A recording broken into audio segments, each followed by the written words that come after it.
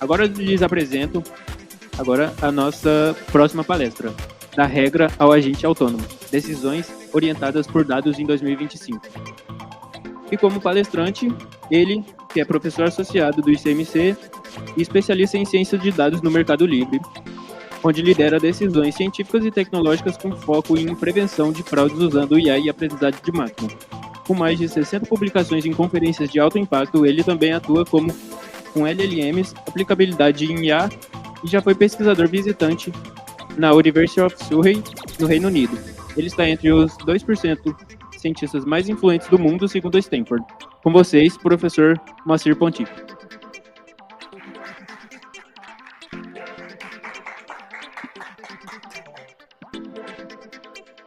Muito obrigado.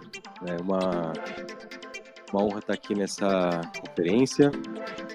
Fiquei muito feliz com o convite e também de ter colaborado com o trabalho que foi apresentado mais cedo na área de processamento de fala. Eu resolvi trazer aqui algo diferente do que eu planejei inicialmente, porque eu aprendi bastante tendo uma posição no mercado com relação ao período que eu convivi, né, e desenvolvi coisas dentro da universidade. Na pesquisa científica dentro da universidade, isso foi comentado até num painel mais cedo, nós temos uma métrica, né, que é a métrica que o professor e os programas de pós-graduação têm também, que é número de artigos, né? Isso é uma métrica ainda importante. E que, no fundo, ela acaba não refletindo o impacto que aquela publicação vai ter realmente em algo que vai se tornar factível, né? De ser colocado para um uso prático. Antes ainda de ir para o mercado, eu fiz um trabalho com alguns alunos aqui do ICMC, e a gente estudou a aplicação, na época da pandemia, uma aplicação dos algoritmos de machine learning para identificação de COVID em imagens de raio-x. E nós percebemos vários problemas bem críticos, entre você ligar o artigo que estava falando lá, que tinha 96% de acurácia, para realmente isso ser aplicado na clínica. Depois saíram vários artigos sobre isso, e um meta-estudo mostrou que dentre 1.700 artigos publicados de detecção de COVID com raio-x, um total de 0 eram aplicáveis clinicamente. Então, isso me fez ter uma reflexão importante, né? A ciência de base ela é muito importante.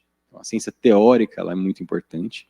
E muitas vezes a gente não vê uma aplicação direta dela, em curto prazo, mas certamente ela vai dar muito espaço no futuro para que aquilo seja concretizado. Existem vários exemplos disso, né? O que Einstein fez lá atrás, né, hoje pode ser usado em várias tecnologias que não eram imaginadas. Eu lembro, né, uma das coisas que eu usei no meu mestrado, o Teorema de Radon, que é de 1905, se eu não estou enganado, depois foi usado como base para a reconstrução de imagens tomográficas, que surgiram décadas depois, né, e provavelmente alguém lá atrás, né, quando o Radon provou para N dimensões a reconstrução de planos, alguém deve ter falado, isso não serve para nada, né? E hoje é usado para reconstrução de tomografias, ressonância, etc. Mas o que eu quero trazer aqui tem a ver com um caminho, né, que hoje a gente está falando de agentes o tempo todo. O LinkedIn está em enxurrada todo mundo sabe tudo sobre agentes, e a inteligência artificial ela vai mudando ao longo do tempo a definição sobre o que significa inteligência. Um primeiro ponto, né? A gente mal sabe o que é inteligência humana, que dirá inteligência artificial. E o que é considerado inteligência foi mudando ao longo do tempo. Esse conceito foi mudando ao longo do tempo. E por isso dá regra ao agente autônomo. Regras ou conjunto de regras, sistemas que utilizavam regras ou conjunto de regras, eram considerados inteligência artificial há não muito tempo atrás. Mas vamos lá. Primeiro ponto, né? Aqui um disclaimer importante. Eu estou aqui como muito mais como pesquisador, professor interessado nesse assunto do que como de qualquer outra empresa ou instituição. Então, tudo que eu vou falar aqui não reflete as visões do Mercado Livre e da USP sobre o assunto. E eu tenho pouquíssimo tempo. Então, particularidades de negócio, infraestrutura, escalabilidade, SLA, blá, blá, tudo isso são várias coisas que estão por baixo do iceberg, que eu vou falar só a pontinha do iceberg. Bom, eu vou trazer como base aqui uma aplicação real, dentro do cenário que eu já trabalhei no Mercado Livre, dentro da equipe de prevenção à fraude, que é a moderação de itens proibidos. Apesar do nome ser Mercado Livre, você não pode vender qualquer coisa no Mercado Livre. Não é tão livre assim. Algumas coisas você não pode vender, então, por exemplo, coisas proibidas, né? Então, são proibidas no país. Se é proibido no país, também não pode vender ali dentro, né? Por exemplo, a gente vai ter equipamentos médicos. O equipamento médico pode ser vendido por uma empresa de equipamentos médicos. Mas, se o seu tio era dentista e ele tinha um raio-x lá encostado, você não pode pegar aquele raio-x e vender você aleatoriamente. Medicamentos é a mesma coisa. Então, a gente tem... E isso é um dos medicamentos que mais se tenta vender de maneira ilícita, porque uma farmácia pode vender esse medicamento. Mas você não pode vender, uma pessoa física não pode vender um medicamento. E aí a gente começa a ver aqui coisas capciosas, como do tipo, esse aqui é o anúncio, né? A gente tem... então dá para você ver que o título do anúncio não fala nada, né? Promoção limitada, um frasco, pronta entrega, né? Uma unidade. E a imagem tem aqui o logo da empresa em cima do componente, tá? Então, aqui, se a gente tirasse isso, teria, né? Então, claramente, isso aqui, e olha como é que ele está categorizado. Beleza e cuidado pessoal, higiene pessoal, desodorantes. Então, obviamente, que esse tipo de produto, ele tem mercado, só que ele tem uma limitação, né, do que as pessoas poderiam, que tipo de vendedor pode vender. Tá. Bom, para que o Mercado Livre, né, quer proibir certos itens de serem vendidos? E existem outros, tá? Outras categorias de itens proibidos. Armas, animais, tem uma série de coisas que não podem ser vendidas. Mas para quê? Para respeitar leis e regulamentações. E aí, a gente estava até conversando, né? Cada país, estou conversando com o pessoal aqui do Nubank também, cada país tem a sua característica, né? Então, você vai ter coisas específicas de um país, de outro país, muda muito, e aí você vai ter que atender essas particularidades. Também para melhorar a segurança de compradores, né? Vocês não querem comprar lá um minoxidil e chegar e é água, né? Então, e, além disso, identificar e reportar usuários nocivos. A gente quer poder ter em contato, a equipe de fraude tem contato com a polícia e órgãos legais, e quando a gente encontra algum caso como esse, é reportado, e tem gente que vai preso, etc. Né? Tem umas coisas, às vezes é legal, a gente fica sabendo, né, que, sei lá, um modelo de machine learning que a gente fez, gerou uma denúncia para a polícia, etc. Né? Então, toda a questão de falsificação, etc., tudo isso é abordado. Muito bem, né? E aí, eu pergunto para vocês aqui, estamos pessoas interessadas em inteligência artificial, da computação, de várias outras áreas.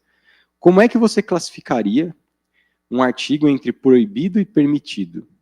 Se você pudesse começar com uma folha em branco para esse problema. Então, eu tenho lá um item da plataforma, que tem título, que tem preço, que tem uma imagem, que tem descrição, que tem atributos. Que tecnologia você utilizaria? Alguém se arrisca aí? Vai lá, pode gritar. Mas vamos mais específico.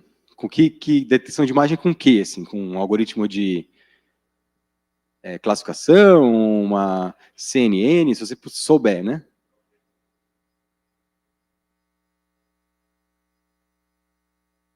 Tá.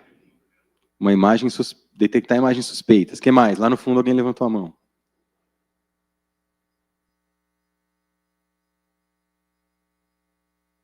Tá. Faria um dataset de imagens, eu estou só repetindo aqui porque ninguém vai te ouvir, tá? Faria um dataset de imagens e para classificação, ótimo. Análise do texto. O que hoje é o estado da arte em imagens e texto para classificação? Pode responder, vocês sabem, gente, vai. Redes neurais, né? Redes neurais profundas, seja baseada em atenção, como VIT, etc., para imagem. E para texto, a gente tem o quê? O que vocês conhecem para texto? LLM, o que mais?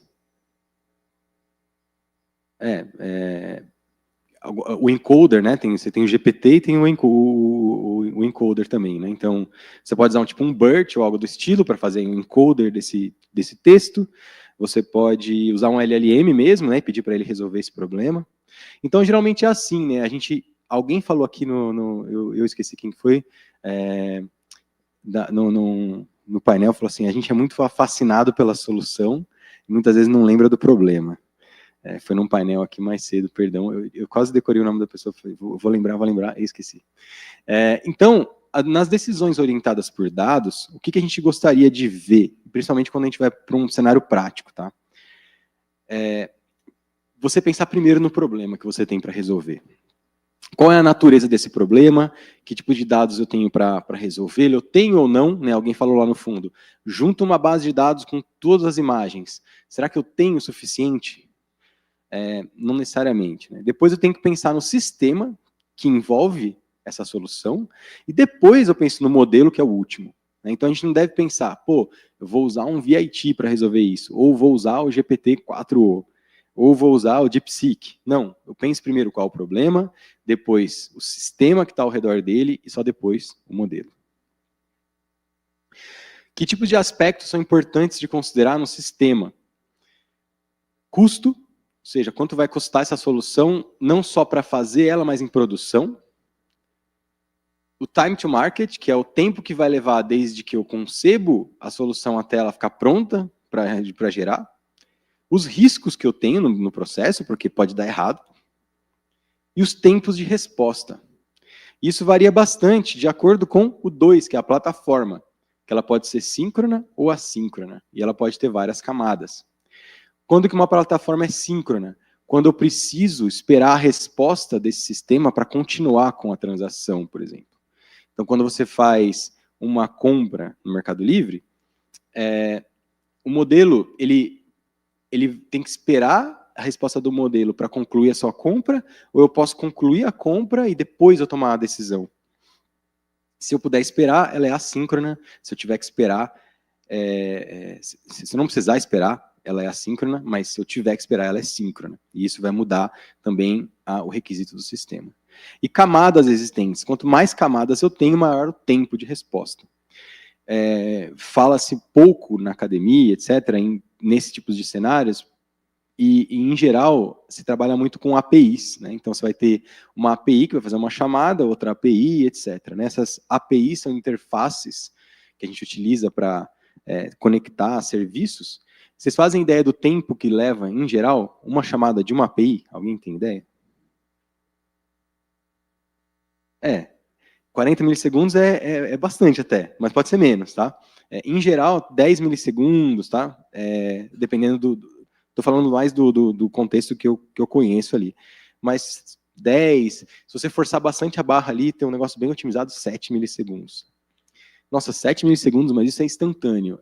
Mas para alguns cenários, cada 10 milissegundos que você adiciona, você pode estar inviabilizando uma solução. Bom, e também o pipeline de dados. Como é que eu vou fazer a ingestão desses dados, né? Se eu vou usar a imagem, eu tenho que puxar essa imagem de algum lugar. Vai dar tempo? Eu tenho que processar essa imagem. Eu vou processar ela do tamanho, a imagem completa, eu vou reduzir, eu não vou? Como é que eu vou servir isso online? Tudo isso é importante. Depois, como é que eu vou monitorar? Né? Porque eu coloco uma coisa lá para rodar, começa a suspender os itens, eu vou lá e publico um item que permitido e o sistema me diz que não é, eu quero saber essas métricas, eu quero saber a saúde do modelo, eu quero saber todas as features que entram, se elas têm saúde, se elas estão saudáveis ou não, se tem algum pico e assim por diante. Então, tudo isso é super relevante. E a gente vai para a nossa solução de, entre aspas, inteligência artificial. E aí eu falei para vocês, cada problema é uma página em branco.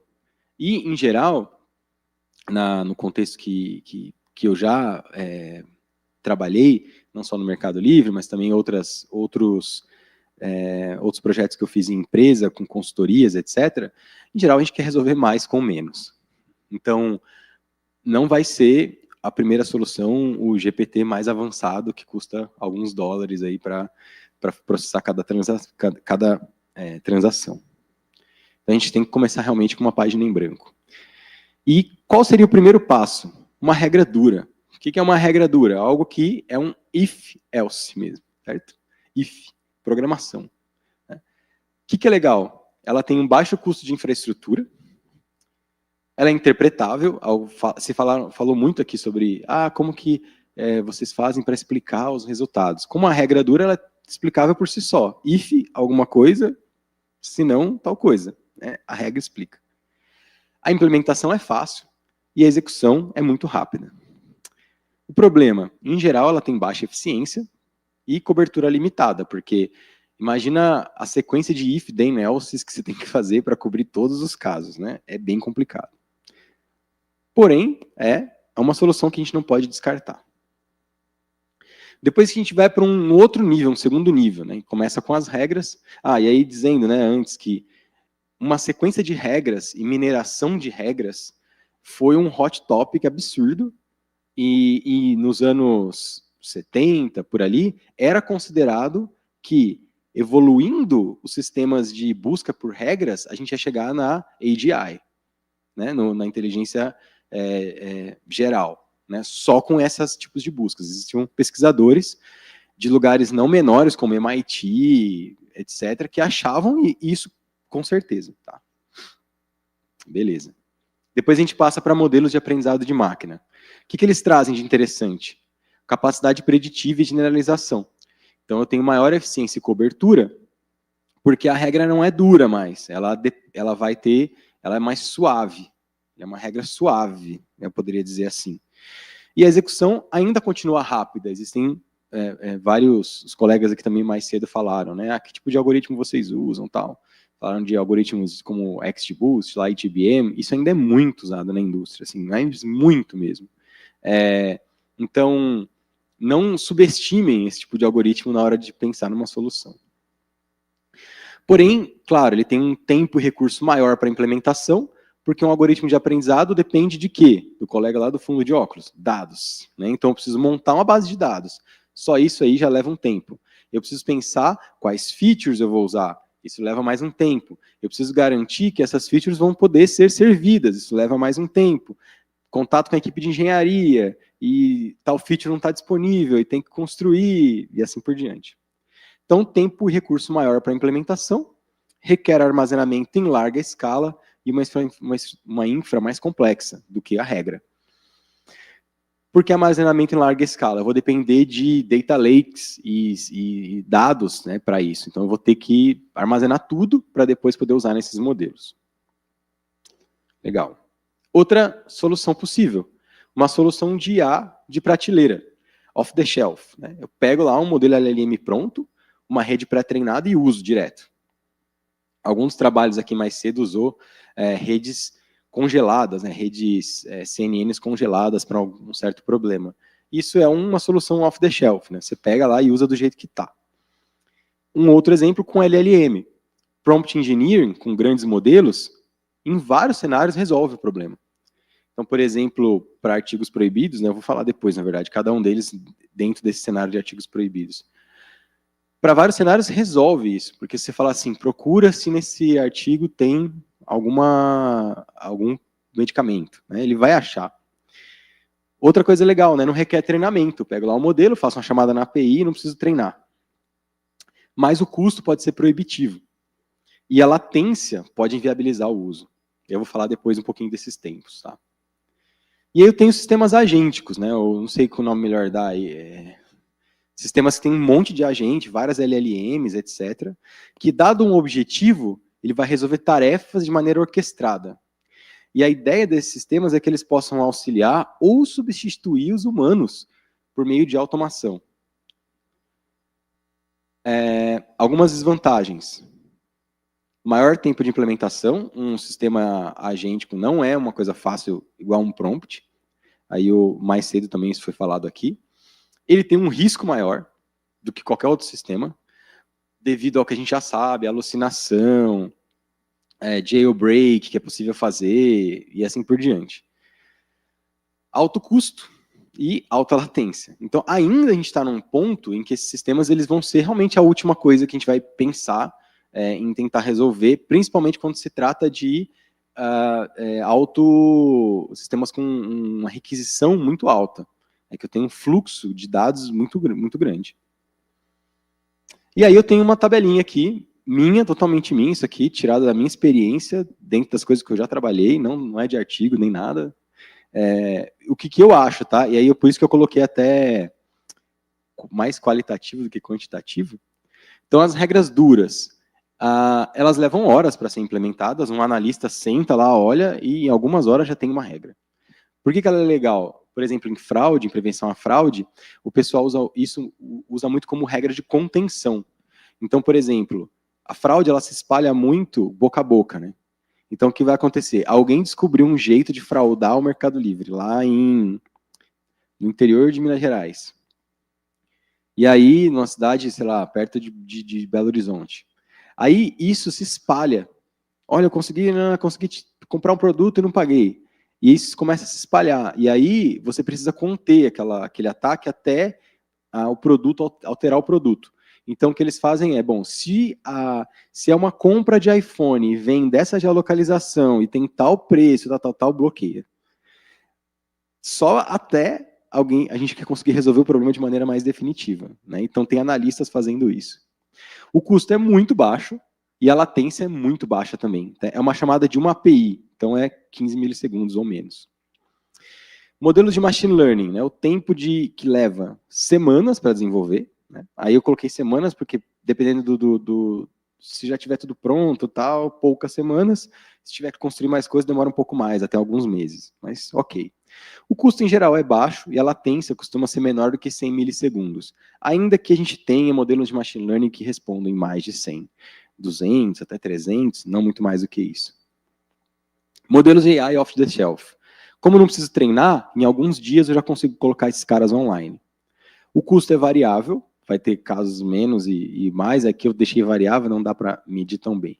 Mas a latência é alta, pelo menos nos nossos experimentos, para uma quantidade grande de dados de entrada, ele costuma responder em 3 segundos. Se for síncrono, a gente não consegue. 3 segundos é muita coisa. Então, não dá. Tem que ser 2 ou menos. 2 segundos ou menos.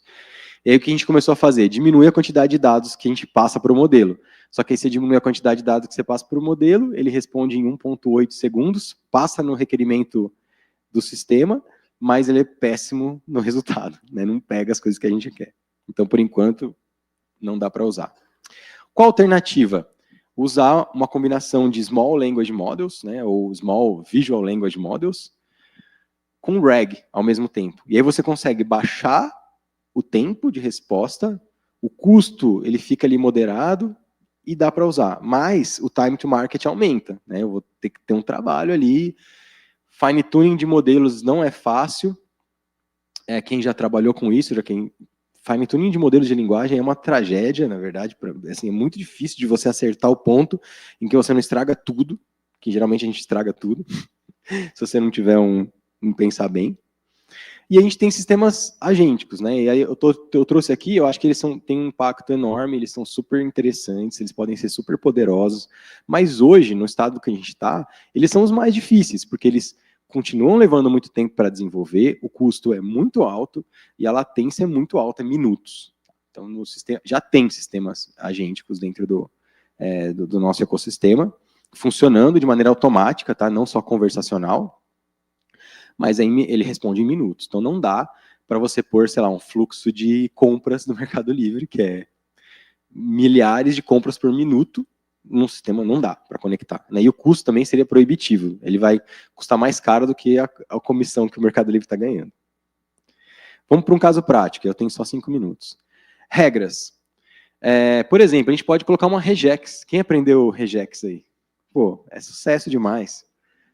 A gente faz uma regex para uma coisa que é proibida vender, tá? Para vocês aí. É proibido vender jogos e contas digitais no Mercado Livre. Então, sei lá, você vai lá e faz uma conta da PlayStation e vende, não pode, tá? Porque você tem várias coisas de segurança nisso. Então, eu posso colocar aqui, ó, conta PlayStation desbloqueada, liberada, jogo. Isso aqui já bloqueia o básico. Eu não preciso de mais do que isso. É muito rápido, funciona. Se eu não tiver um usuário malicioso, né, se o vendedor não for malicioso, ele não sabia que era proibido vender, ele coloca lá, eu já bloqueio aqui, está resolvido. Casos adversariais, né? Modelos de machine learning. Né? Esse aqui não dá para usar regex, porque você viu lá, ele colocou no título, frasco à pronta entrega. Não vai achar. Então eu preciso de um modelo de machine learning treinados com base de dados anotadas. E aí isso resolve grande parte dos nossos problemas. Não tudo, obviamente. Casos de borda e fora da distribuição. Prompt para grandes modelos de IA. Então, a gente tem um cenário, né, que tinha lá uma coisa que era vendida como se fosse um suplemento, mas quando você vai olhar nas características, modelo Azog é mercúrio. Mercúrio é proibido vender. E aí o cara coloca na descrição, porque se ele buscar lá no search, acha, né? Então, dá para usar regras duras, mas aí ela teria que percorrer, então, assim, em geral, não está no mesmo lugar. Aí eu coloquei essa aqui, mas eles vão colocar, por exemplo, cara, tem muita criatividade, por exemplo, já teve caso dele colocarem em algoritmos romanos, números em algoritmos romanos, sabe, tipo, para tentar confundir o modelo. Realmente é adversarial o negócio, sabe? Você faz um modelo de machine learning, aí o fraudador vai lá e fica testando, assim. Até achar onde passa. Passou, beleza. Aí ele avisa os colegas, aí todo mundo põe. O legal de trabalhar na área de prevenção à fraude é isso, né? Você está num jogo ali toda hora. Eu falo para o pessoal da equipe que você trabalha em prevenção à fraude, mesmo com os modelos de IA e tal, você nunca vai perder o emprego, porque a capacidade do humano de fraudar... assim, a inteligência gasta com tentar fraudar o sistema, se ela fosse usada para o bem, a gente estava em outro patamar. Bom, e como que é um sistema agêntico, né? Em que cenário a gente usa um sistema agêntico? Numa denúncia. Então alguém vai lá e denuncia um item na plataforma. Olha, tem um item aqui, é um medicamento, né? Ou é um medicamento falso. Aí isso é muito mais complexo. Precisaria um humano olhar para verificar isso, e a gente pode ter um sistema agêntico, que ele vai ter um orquestrador com imagem, texto, qual é o vendedor, o grafo de vendedores, enfim, muito mais outras coisas. E aí ele vai olhar para todas essas dimensões, e a gente vai ter um orquestrador que vai olhar para tudo isso e tal, etc. Eu coloquei aqui bem genérico, porque não é a ideia aqui entrar no detalhe técnico. E esse orquestrador ele vai ter que conectar, por meio de chamadas e acessos, a várias coisas do sistema. Ele vai ter que olhar para bases de dados diferentes, para APIs internas e APIs externas também. E aí, uma coisa que é razoavelmente nova, que é muito interessante e que está sendo muito usado antes, essa parte aqui de chamadas e acessos aos diversos bases de dados, o código para isso, o código-fonte disso, era desenvolvido junto com o orquestrador. Então, eu fazia chamadas explícitas, etc., para isso. Né? Agora, né, a gente tem a Anthropic, ela propôs um protocolo, que é o MCP, Model Context Protocol, que permite que o modelo de linguagem entenda que existem ferramentas disponíveis e ela acessa diretamente. Qual que é a diferença disso? Ao invés eu vou lá para o LLM e falo, quero fazer uma compra da ração para o meu gato, por exemplo. Igual a ração que eu comprei da outra vez. Ele pode falar, você vai ter que entrar no sistema e fazer uma busca. E aí depois você clica em tal lugar, depois você clica em tal lugar, depois você clica em tal lugar e você faz a compra. Ele te explica como fazer a compra, mas ele não pode fazer a compra. Se eu entrar no GPT lá, né, no chat GPT. Com o MCP Server, ele passa a conseguir fazer a compra, porque ele vai saber que existe uma função que chama order, e ela tem uma função que chama search, e aí ele vai lá e faz a busca. Busca tal ração. Aí ele traz a ração e fala, ó, olha, eu achei a ração tal para gatos castrados, não sei o quê. É essa que você quer? Sim. Pode fazer a compra? Custa tanto. Você pode fazer? Sim. Aí ele sabe que tem uma outra função lá que chama order. Então ele vai lá, pega aquele produto, o ID, passa para o order e chama a API que já faz a compra. E é assim que a gente consegue fazer coisas por meio do modelo. Então isso é uma das formas de fazer isso, é por MCPs, que está sendo bastante utilizado. Então a gente pode trocar essas chamadas por MCP servers. E o que é legal? Você troca o orquestrador, você troca isso aqui tudo, esse bloco, e é plug and play. Né? Trocou, funciona tudo igual, porque a camada de abstração que disponibiliza as ferramentas é a mesma. É só você conectar e já está tudo ali funcionando. E aí é muito legal isso aqui, porque depois que a gente começou a usar internamente, né, ou dentro da equipe, e a nossa plataforma passou a permitir isso, começou a aparecer um monte de MCP lá. Então tem hora que eu olho e falo assim, nossa, eu quero fazer tal MCP. Eu olho, alguém já fez. Eu falo, legal. Eu só conecto e uso. Melhor ainda. Então isso é muito legal. Em resumo, né, então, o que eu estou trazendo aqui para a discussão, e até que eu acho que eu gostaria que alguém tivesse me dito isso antes de eu ir para o mercado. Se a gente vai usar regras, que são as mais simples possíveis, ou agentes, não importa, elas vão acionar sobre usuários, alguém vai ser afetado por essas regras, ou alguém vai ser afetado por esses agentes. E com esse cenário, é preciso não deixar que a ânsia pela solução sobreponha o objetivo do negócio, que é o que a gente quer tentar resolver. Então, eu espero que com essa apresentação vocês puderam entender, né, que não importa quão simples é uma solução, aparentemente, ela ainda pode ser extremamente eficiente, extremamente valorosa, gerar valor monetário mesmo, gerar valor para os usuários, e ela nunca deve ser descartada em prol apenas de uma solução, dado o hype que a gente está vivendo.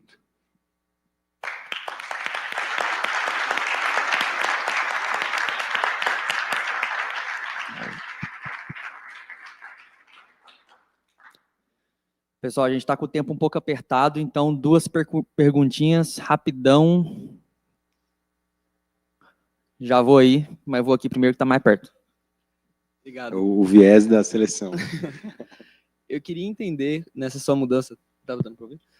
Da academia para o mercado, o que foi mais disruptivo no seu pensamento? Eu imagino, né, que tipo, na academia você não se preocupava com a latência que estava tendo ali durante as aplicações que você estava desenvolvendo, dos modelos, e até otimizar, por exemplo, a quantidade de dados que você está passando para ele. O que mudou no seu pensamento quando você foi para o mercado?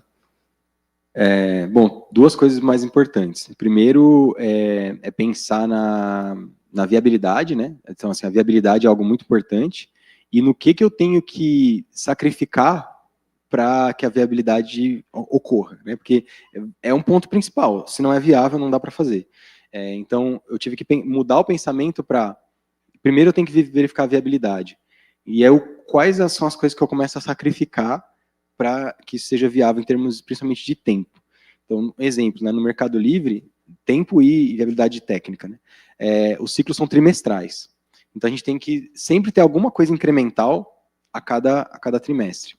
E aí você começa a pensar dessa forma, tá? Eu consigo chegar em alguma coisa em 3 meses se eu sacrificar no momento complexidade, se eu sacrificar nesse momento quantidade de dados. Né? Então, aí eu aprendi a pensar desse jeito ao longo desse tempo. E a segunda coisa que mudou muito é o dinamismo organizacional.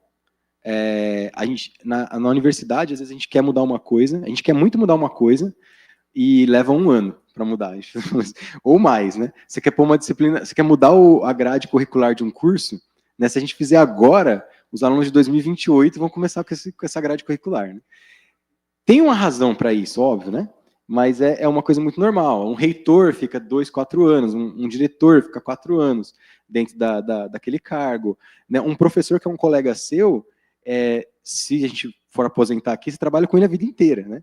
E no mercado é toda hora movimentação, né? Tem pessoas que eu convivi lá que em 3 anos tiveram 4 chefes diferentes, né? Porque vai mudando as equipes e movimentando, e tem gente que sai, tem gente que...